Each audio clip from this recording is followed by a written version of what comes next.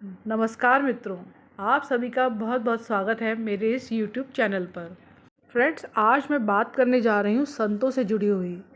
कम से कम 1 महीने से ऊपर हो गया, लेकिन संतों के बयान पर बवाल अभी भी मचा हुआ है। संतों के विरोधी लोग खूब जमकर उनका अच्छे से विरोध कर रहे हैं, उनकी बातों का गलत मतलब निकाल रहे हैं और उनको ना समझते हुए अच्छे से विरोध कर रहे हैं। लेकिन अच्छी बात यह है कि भारी संख्या में लोग उनका समर्थन भी कर रहे हैं, जिनमें से एक मैं भी हूँ। पता है, विरोधियों में ना 2 तरह के लोग हैं विरोध करने वाले। एक तो ऐसे लोग हैं जो कि जानबूझकर, उनको पता है कि उन्होंने सही बात बोली, सिर्फ शब्दों का थोड़ा हेर-फेर हुआ, तभी भी वो उनका विरोध कर रहे हैं क्योंकि वो गिराना चाहते हैं सनातन धर्म को, इसलिए वो उनका विरोध करने में लगे हुए हैं। जबकि दूसरे विरोधी ऐसे हैं जो कि उनके व्यक्तित्व को नहीं जानते या उनकी कथा कभी वो पूरी सुनते नहीं हैं। ऐसे विरोधी ना छोटी-छोटी रील्स देखकर, जो कि गलत तरीके से बनाई जाती हैं, काट-काट कर बनाई जाती हैं और एआई का प्रयोग करके बनाई जाती हैं, तो उन्हें देखकर ही बहक जाते हैं और विरोध करने लगते हैं। असली विरोधी तो पता है कौन है? वो हैं जो कि जानबूझकर विरोध कर रहे हैं क्योंकि वो चाहते हैं हमारी सभ्यता और संस्कृति का नुकसान हो, वो ख़त्म हो जाए, सनातन धर्म रहे ही ना।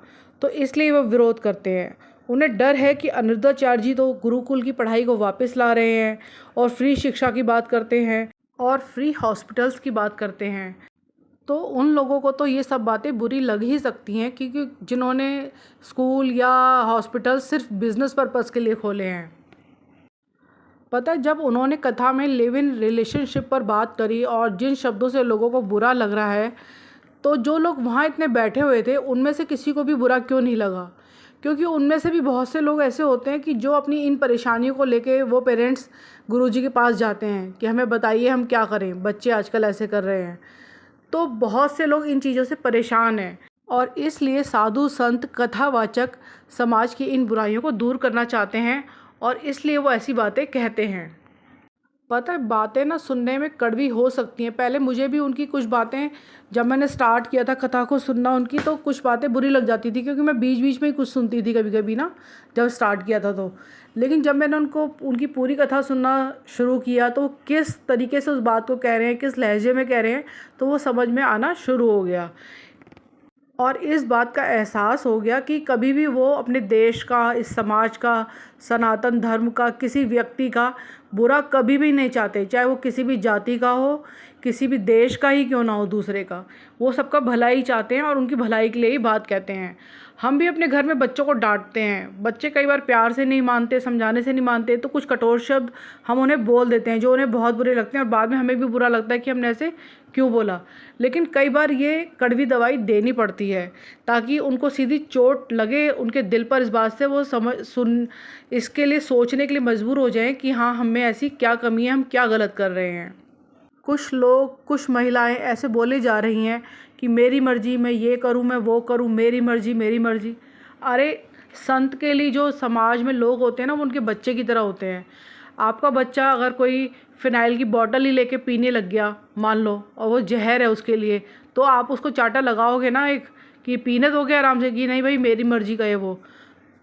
और मैं ना उन कुछ मीडिया वाले लोगों को ये कहना चाहती हूँ, कुछ शब्द का प्रयोग करना बहुत ज़रूरी है, नहीं तो लोग इसका भी बवाल बना देंगे। तो कुछ मीडिया वाले लोगों को ये कहना चाहती हूँ जो उनका जमकर विरोध कर रहे हैं, अरे आपने रील्स देखी, कुछ भी देखा, उसमें से बस सुन लिया और बतंगड़ बनाना शुरू कर दिया।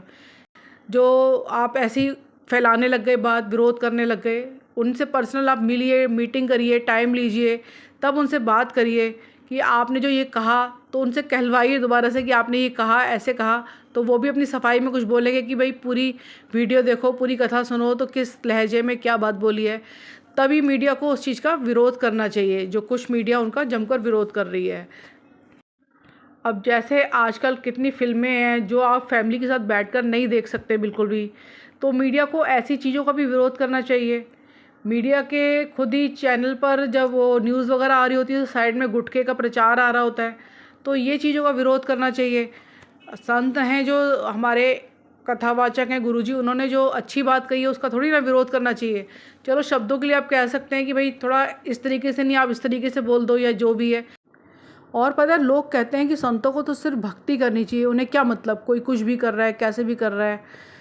तो उन्हें भक्ति का मुझे लगता है मतलब पता ही नहीं कि भक्ति होती क्या है। भक्ति का मतलब ये नहीं कि आप अपना खोए हैं भगवान में, पूजा पाठ कर रहे हैं और आपके सामने कुछ भी घटित हो रहा है, संतों के पास लोग अपनी प्रॉब्लम्स लेकर आ रहे हैं तो वो सुने ही ना, बस मैं तो भगवान की भक्ति करूँगा जी या करूँगी, तो आपका जो कुछ भी होता रहे। तो संतों का ही तो काम है ये।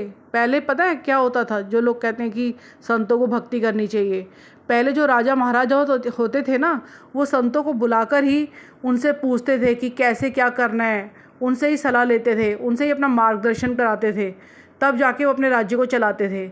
लेकिन जैसे जैसे ये चीज़ें बंद कर दी राजाओं ने, लोगों ने धीरे धीरे आगे आगे आते आते, तो ये समाज में बुराइयां पैदा हो गई हैं।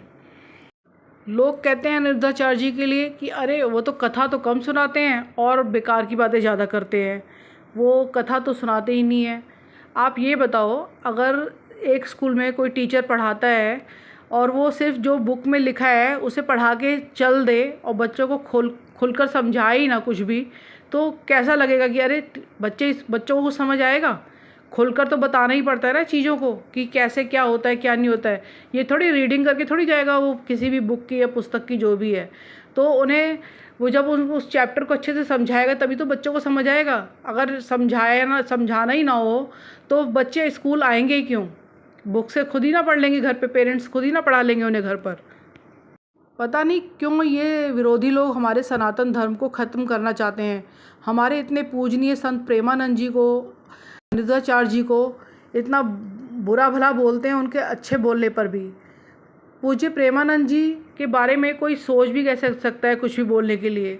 उन्होंने तो अच्छे शब्दों का प्रयोग किया तभी भी लोग उनके विरोधी बन गए। किसी ने, इतनी कम उम्र की एक लड़की थी, उसने तो पता नहीं क्या बोल दिया कि उनकी पढ़ाई कुछ नहीं है, पढ़ाई से बचकर भाग गए, कुछ ऐसे। मतलब उनके चेहरे पर ही इतना तेज है ना, उनको देखकर आंखों से आंसू निकलते हैं। इन संतों को देखकर आंखों से आंसू निकलते हैं कि जैसे अपने माथे को उनके चरणों पर रख दें। कैसे बोल पाते हैं वो लोग? खैर, उनकी भी गलती नहीं है, जब उन्होंने कभी ऐसी चीज़ें सुनी नहीं, कथा वगैरह नहीं सुनी, कुछ भी ऐसा देखा नहीं, तो गलती उनकी भी नहीं है। धीरे धीरे उनको भी मुझे लगता है एक दिन ज़रूर समझ आएगी। पता है, एक महाशय तो न्यूज़ चैनल पर कह रहे थे कि अरे हर कोई आजकल तो कथावाचक बनने निकल पड़ा है। मतलब निकल पड़ा है तो क्या मतलब हुआ इस बात का? इसमें उन्हें क्या परेशानी है? अगर कोई सच्चे संतों के सही मार्ग दिखाने पर कथावाचक बनना चाह रहा है तो अपनी संस्कृति सभ्यता ही तो बचाना चाह रहा है, उसका विस्तार करना चाह रहा है, तो इसमें गलत ही क्या है? क्या लोग इंजीनियर नहीं बनते? जगह जगह इंजीनियरिंग कॉलेज खुले हुए हैं। क्या लोग डॉक्टर नहीं बनते या कोई और नहीं बनते लोग? तो कथावाचक बन गए तो उसमें क्या प्रॉब्लम है भाई? अपनी संस्कृति और सभ्यता का विस्तार करने में क्या प्रॉब्लम है? कुछ 50 साल से ऊपर की उम्र के लोग आजकल के बच्चों को इतना गुमराह करने की कोशिश कर रहे हैं न्यूज़ चैनल पर बैठकर। वो कहते हैं कि बच्चा 18 साल का हो गया तो उसे सारी समझ है, उसकी मर्ज़ी, वो कुछ भी करे। तो क्या आप उसे ये भी सिखाते हैं कि बेटा आप अपने खर्चे कैसे करो, अपनी पढ़ाई खुद करो, अपना एक घर खरीद लो और फिर चलाओ अपनी खूब मर्ज़ी? तो ये सब तो उनको आपको बताना नहीं है, बस संतों के खिलाफ़ भड़काना है, यही आपका उद्देश्य है। तो मैं विरोधी लोगों से ये कहना चाहती हूँ कि देश के युवा को भड़काकर उनको गलत रास्ते पर मत ले जाइए, इससे देश की प्रगति रुकेगी। आप उनका सही मार्गदर्शन कीजिए। तो आज के लिए बस इतना ही। तो मिलती हूँ अगली वीडियो में। राधे राधे।